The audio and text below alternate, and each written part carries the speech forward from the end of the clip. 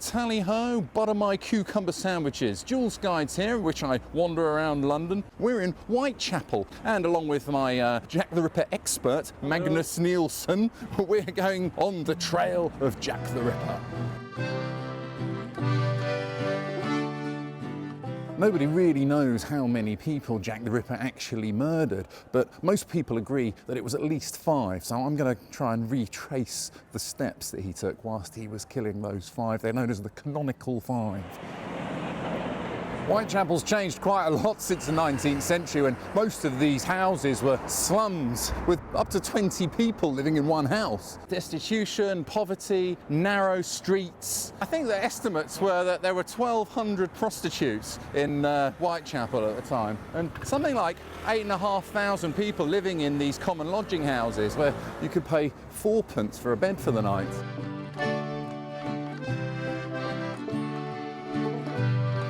By August of 1888, there'd already been a couple of pretty violent attacks on prostitutes in this area, and the local community were beginning to get restless because actually murder in this neighbourhood was relatively uncommon. But on the 31st of August at 3:40 in the morning, Charles Cross was walking down Bucks Row, which is this street here. I think it's changed its name now to Durward Street, and he saw what turned out to be the body of Ann Nichols, a 43-year-old prostitute. Her throat had been slit so badly it almost completely severed her neck.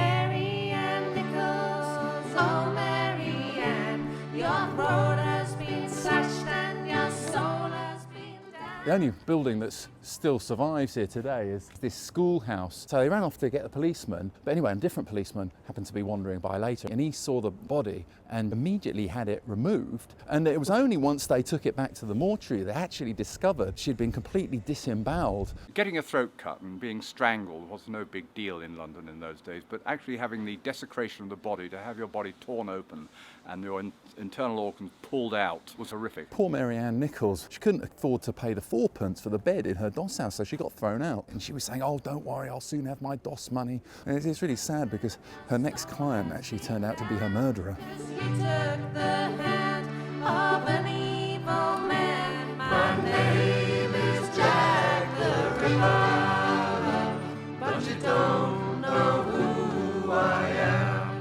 Just outside Whitechapel Station is the Royal London Hospital. They've got a little museum around the back. I think they've got various letters that were written to the police claiming to be from Jack the Ripper. It's also, interestingly, where Joseph Merrick, the Elephant Man, lived and died.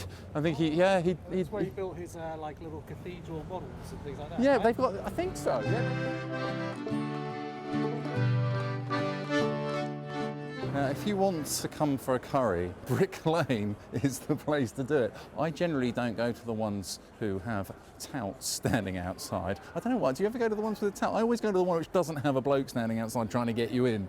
But of course, all of the places down here are curry houses now. But back in 1888, it was all like slums and doss houses. And here at number 29 Hanbury Street was the scene of Jack the Ripper's second murder, which only happened about a week after the first one. Dear Annie Chapman, my sweet little Ann, I butchered you, darling, you poor pretty lamb. Annie Chapman had been thrown out of her doss house, rather like Ann Nichols, because she didn't have the 4p.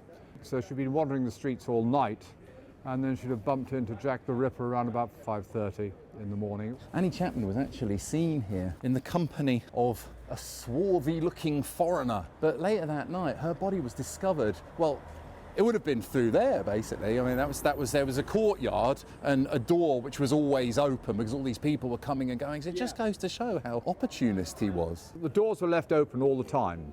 Annie Chapman would have known that. She'd been able to take her client into the backyard, and that's when he cut her up. Now, the doctor at the time said it must have been someone who knew anatomy, and because they found a leather apron, everyone started accusing this Jewish guy called John Pizer, who was a shoemaker. That's why he wore a leather apron. And he just so happened also to be rather swarthy, but fortunately for him, he had an alibi. And shortly after that, the residents let out the rooms for a charge of a 6p a shot just to see the yard where she'd been murdered. Very popular. She had to take up lodgings in the common lodging houses if she had the money. If she didn't have the money, then she had to wander around the street and find somewhere with the money. Didn't fancy sleeping standing up? No. Apparently you could sleep standing up for cheaper. I read that. Is that made up? No, you could sleep on a rope for tuppence. On a rope? You'd attach a rope between two poles and then you hung over it, yeah. Unbelievable. That's called sleeping on a rope. They charge you tuppence for doing that. And then there's somebody come in the morning and they'd just cut the rope and everyone would fall down. That's brutal. Oh, They were brutal times those even days. Ryanair don't do that. Brutal times. Anyway, this is quite creepy wandering around at night in these lonely streets. I reckon I'll come back tomorrow and finish it off. Pull out your belly, I've blood on my hands. My name is It's quite creepy, actually, wandering exactly the same sort of route that Jack the Ripper would have taken. Oh, but have you eaten here before, Simon? This is excellent. It's actually a very, very good restaurant. All the locals go there. Joolz guys definitely recommends that. But yeah, just down here, that's Settle Street. There used to be a pub down there called the Bricklayer's Arms. That's the last place that Elizabeth Stride was seen drinking. So she would have wandered down there. She'd been seen talking to quite a lot of people that evening. And then she would have wandered along here down towards what's now called Henriques Street.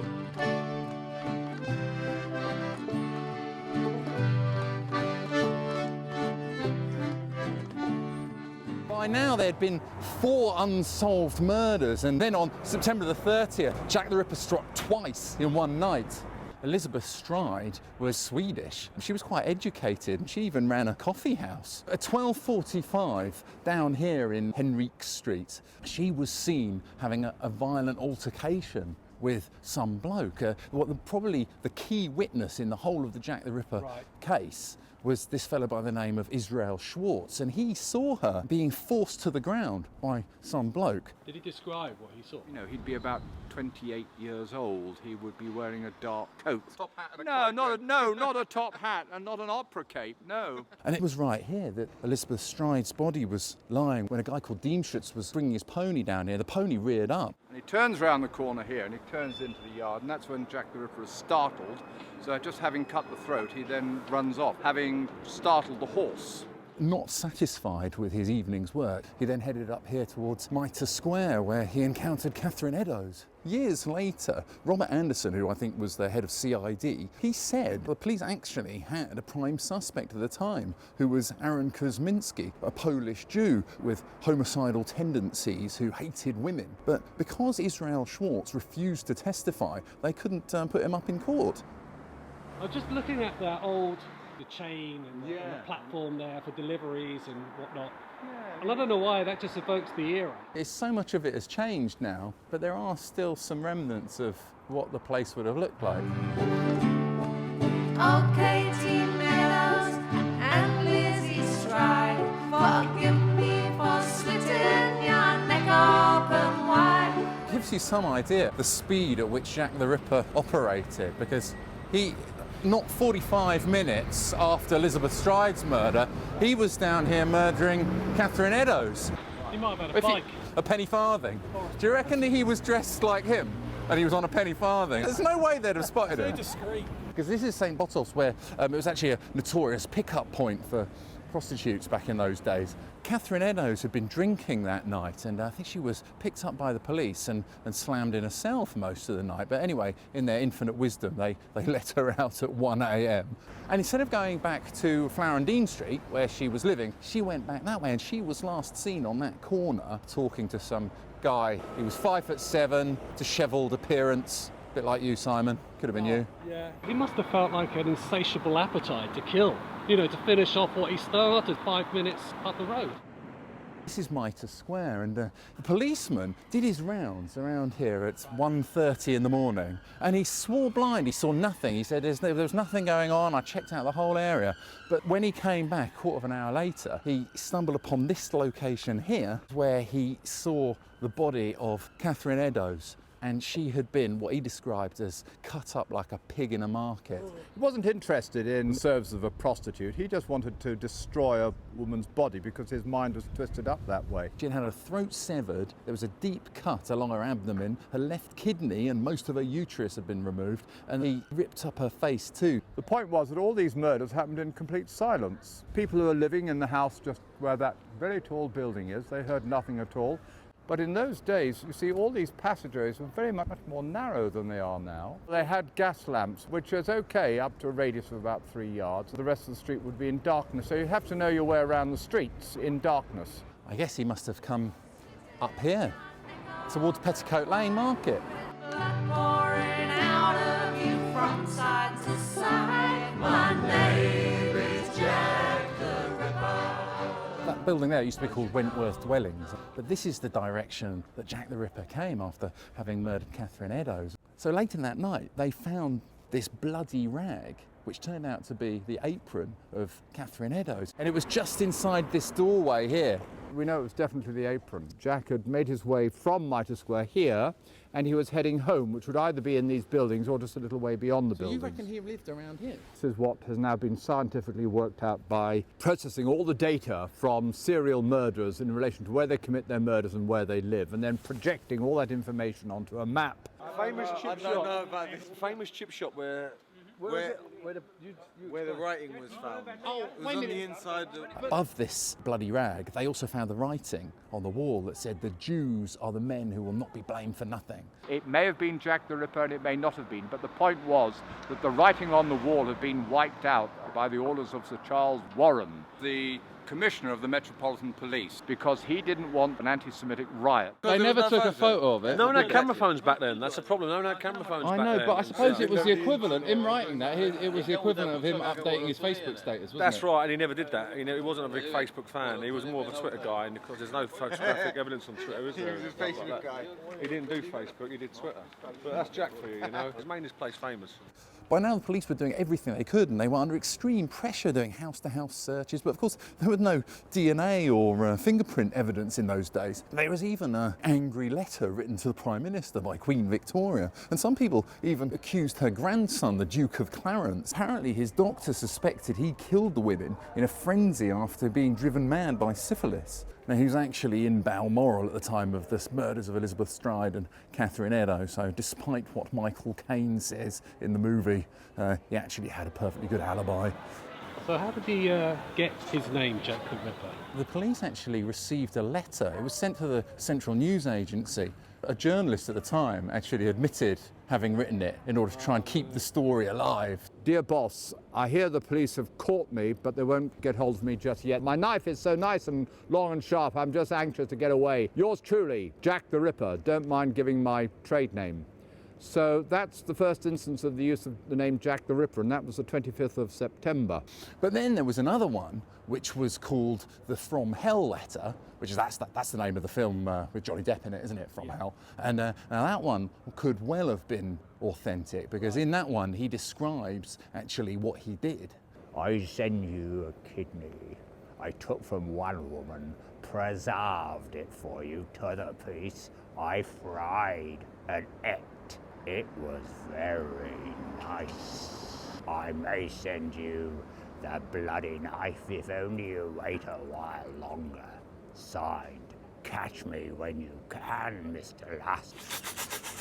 Because you have so many spelling mistakes in it, it's not the work of a professional man. It's the work of an ordinary working man living in this area. People said it was probably done by a doctor or something like that. Well, this is the idea that it was a doctor, something that stuck in people's minds. Incisions were quite crude and could easily have been a horse slaughterer, for example, or just a common butcher. Joolz Guides, debunking the myths once again and ruining my idea of what I thought I knew about the whole thing. I really like Wilkes Street and Fournier Street down here, because if you want a nice idea of how the houses might have looked back at the end of the 19th century, then you get a pretty good idea down here. I think also Tracy Emin lives down here, and those other artists, Gilbert and George. And just opposite this churchyard in Commercial Street is where Miller's Court used to be, just off Dorset Street, which no longer exists, but that's where Jack the Ripper did his final murder.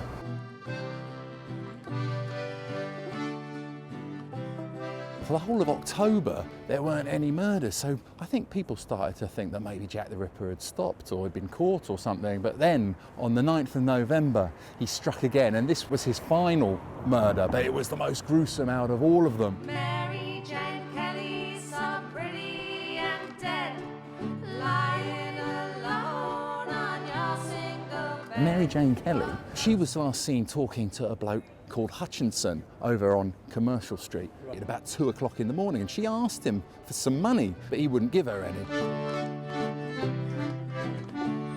But he witnessed her talking to a bloke who shared a joke with her, and then she left with him, giving Hutchinson a dirty look. And she led the man to Miller's Court, which used to be here, but no doubt they'll probably put a Starbucks or something there. Anyway, the next day, the landlord sent someone down to collect the rent, and he found, to his horror, something that he described as the devil's own work, and it was the most horrendous mutilation that you could imagine.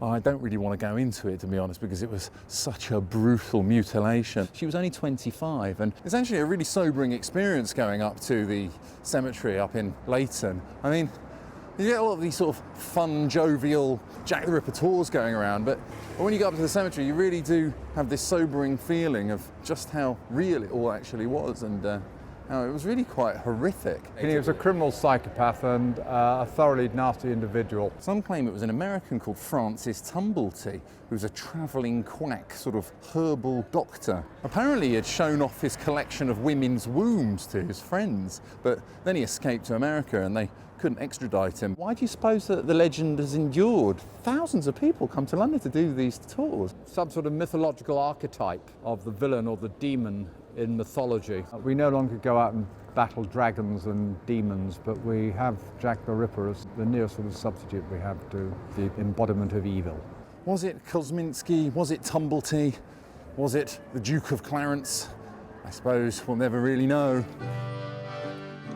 This is Spitalfields Market over here, full of shops and stalls and people eating lovely food. And at the end there, that's Christ Church. And just opposite Christ Church is a 10 Bells pub, because Christ Church used to have 10 bells. They say that some of Jack the Ripper's victims used to drink in the pub, and it just so happens that we're going to go and drink in there as well, Simon. Your ghost is still screaming as I killed you, I said, my name is Jack the Ripper, but you don't know who I am. Cheers! Well, thanks for watching. If you enjoy my videos, don't forget to hit the subscribe button. And if you like the music for this video, don't forget to check out Little Lost Lou, because she's my sister. She writes excellent music. And don't forget, if you want a private guided tour with yours truly, you can head over to my website, joolzguides.com, where you can find out more about me, and you can even leave a donation, if you like, via PayPal, or indeed become my patron on something called Patreon, if you know how that stuff works. Anyway, cheers! Cheers, Simon! Cheers!